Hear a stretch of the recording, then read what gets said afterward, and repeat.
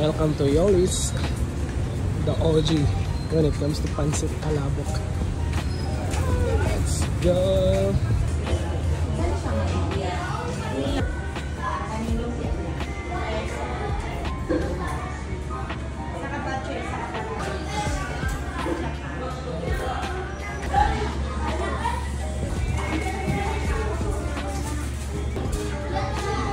Dami pa rin customer.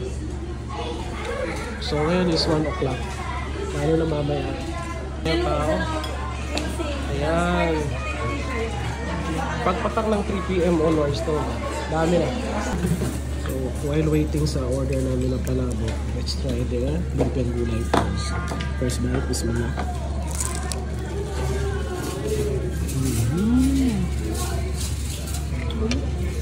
Sarap ano? Original lasa ng lumpia. Sarap. Okay. Suka pa. Last bite. Sarap. Look at this. We have here the beef bachay, caldo, and the palabok. Chicken palabok.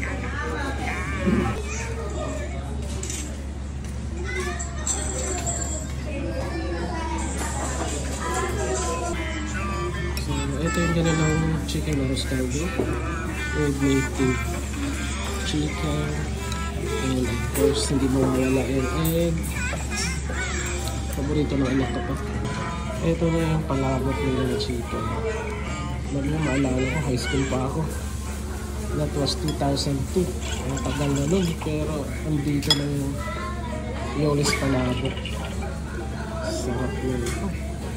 First bite. Bismillah.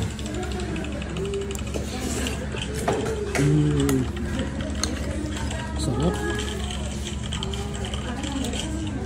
Wow.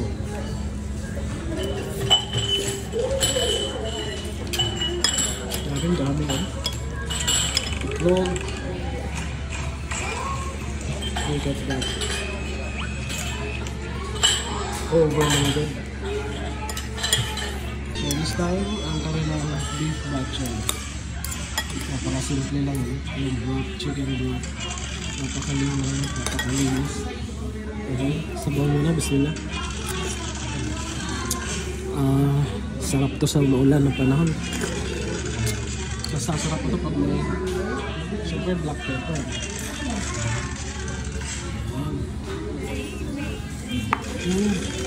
Bakit ba ang dami sa hook na beef? Dami ah. Okay. The egg.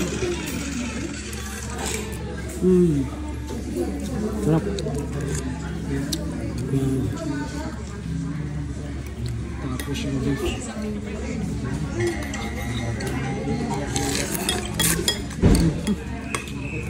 Perfect. Lagyan natin kalamansi. Ayan. Napakamura. Magkano po? 70, 80. 80 pesos ata.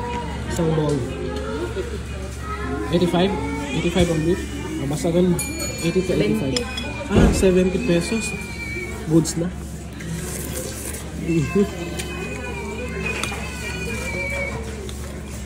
Typical na mami.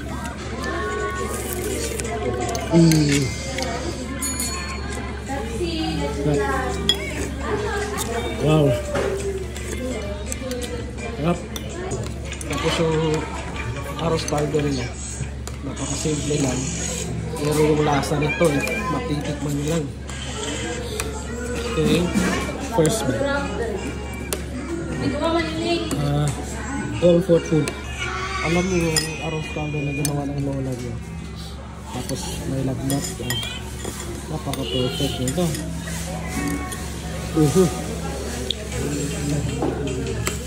And the chicken. Native ata ito, no? Native. Okay, first bite. Yeah. Native chicken. Ang gamit nila dito. Kaya pala, ang sarap ng lasa. Kaya pa naman naman kasi native pala to. Magkano? Arroz caldo. 70. The arroz caldo is 70 pesos. Beef bachoy is 70 pesos. And the palabok is 85. 85. Palabok is 85. Ayan. Wow. Sarap.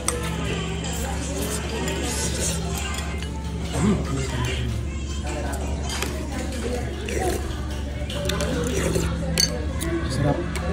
So, let's continue. Lagi pa natin ang ubusin. The beef.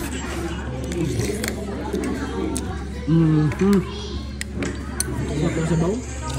Bagay talaga ito pag maulan. And sarap.